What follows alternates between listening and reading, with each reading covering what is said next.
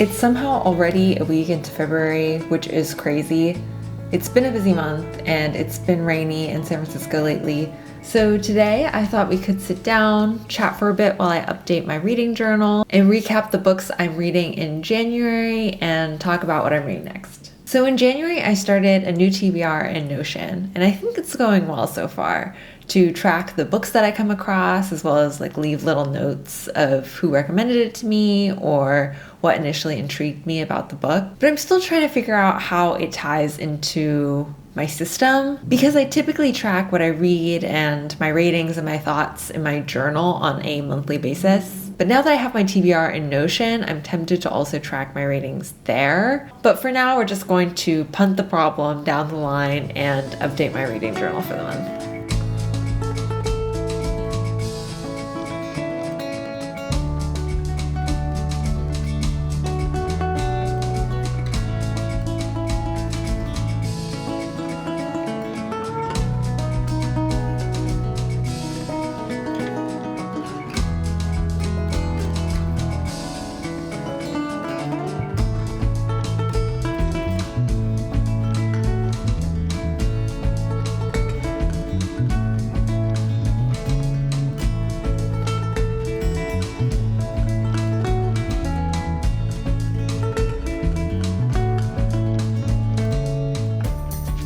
So this month turned out to be pretty productive reading-wise. I ended up reading 6.5 books, so let's go through them. First up is This Is How You Lose the Time War.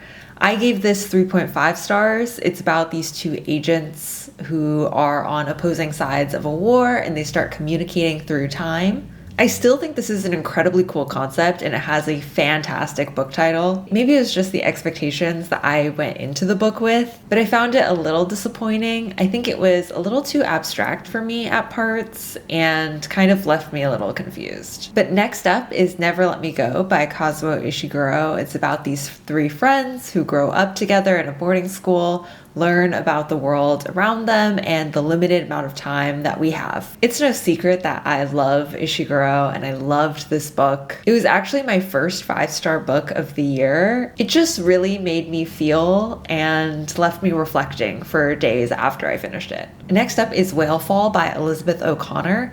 After reading it, I actually gave it a solid 4-star rating, but in hindsight, I might knock it down to a 3.5. It's a coming-of-age story that takes place on an isolated island, and though it was really well written and an incredible debut novel, it ultimately is just a little forgettable. Next up is How to Be Both by Ali Smith, and I rated this 3.5 stars again. I didn't even realize I had so many 3.5 stars this month. But this is actually a really cool book. I think I might want to do a full video just talking about this book, but it actually explores the concept of duality through two parts from two different perspectives, one representing the camera and the other the eyes. So it can actually be read two ways, camera first or eyes first. Personally, I read camera first, and that's probably what I would also recommend, though like as many other people say, both are enjoyable experiences. I ended up liking both perspectives, and I found the concept super interesting, and I really appreciated the commitment to the concept. But ultimately, I think I was looking for something a bit beyond that,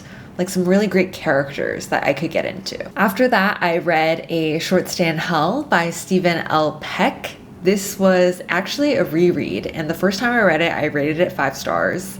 And I feel like it's always a risk to revisit an old 5-star read in case it doesn't live up to the hype. But after reading it again, I would totally rate it 5 stars again. It is such an emotional roller coaster. I won't talk too much about it here because I actually made a full video about the deep dark reading hole I end up in every time I read it. But it's a super short read about human nature and hope. And honestly, it's just really good. And next is A Room of One's Own by Virginia Woolf. And this was surprisingly good. I rated it 4.5 stars. I say surprisingly good because it's actually an essay, but totally reads like a novel. So it actually reads really well. And it was actually my first Virginia Woolf. The writing was really great. She came across really ahead of her time. And honestly, I need to add more Virginia Woolf books to my TBR. And the last book I read in January, though technically I probably should put it in my February reads, because I finished it in February, but I read most of it in January, is Beautiful World, Where Are You by Sally Rooney. I loved this one. I love Sally Rooney. And I get it. I get how there's this like cult following around Sally Rooney and how her books are a little polarizing because of her writing style and these imperfect characters that she loves to portray who can't seem to communicate to save their own lives. And I get why some people wouldn't like that, but personally, I love it. As an imperfect human who can't seem to communicate herself, I find that to be incredibly real and relatable. So this was a 4.5 5 stars for me. So looking forward to February, there are a few books that I'm really excited about. But before we get into that, I wanted to talk about another book I'm really excited about. It's not going to come out in February, but is Catabasis by R.F. Kuang. Are you as hyped as I am for it? The cover just came out like earlier this week, and honestly, it looks amazing. I've also seen the ARC, the advanced reader copy reviews come out, and people seem to really love it. I don't know if you've heard people talking about the like pre-reads for the book with like the Odyssey and things like that. Let me know if you are planning on actually reading those ahead of time. I don't know if I will, because honestly, I'm pretty torn between seeing everyone's posts and reviews and learning as much information as I can about it, or going into it with as little information as possible and having like a totally unbiased experience. I haven't decided yet.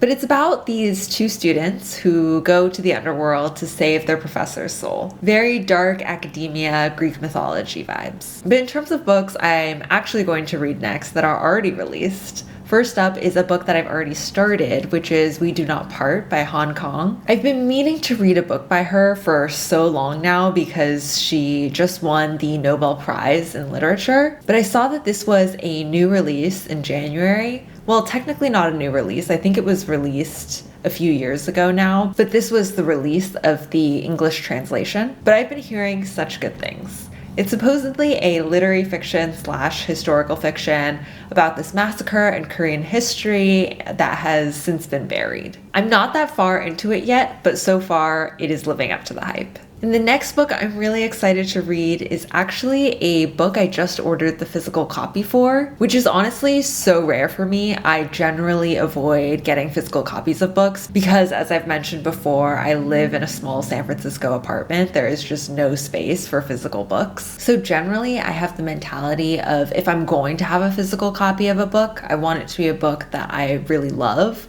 one that I know I'm going to want to pick up and reread or want to be able to have so I can lend it to a friend. But the other day I was scrolling through Instagram and I just caved. I saw this post from my favorite bookstore in the Bay Area. It's called Mrs. Dalloway's. And I saw this staff review for Water Moon, which is a new release from last month. And the first line of the review said that the dust jacket turns into a boat. Like it's like origami, so you could like fold it into a boat, which I thought was super unique and cute. I mean, after I just gave that whole spiel about not wanting physical copies of books again, I do realize that this is a total impulse buy, but it sounds like it's a cozy romance with some magic, so I think it'll be a fun read. But then afterwards, I thought it would be fun if we made the boat together. And then after that, I think I want to start tackling some of my 2025 top reads, like Intermezzo or Demon Copperhead. That's what I'm thinking, at least. We'll see. I think my reading is pretty chaotic. Like I feel like I have shiny object syndrome. Like I just get so excited by books that it's hard for me to not want to just pick up the book that somebody just told me that they loved and stick it to the top of my TBR. But that's just how it goes. There's always so many books and never enough time. Like Onyx Storm, now that it is the fastest selling adult novel and so many people seem to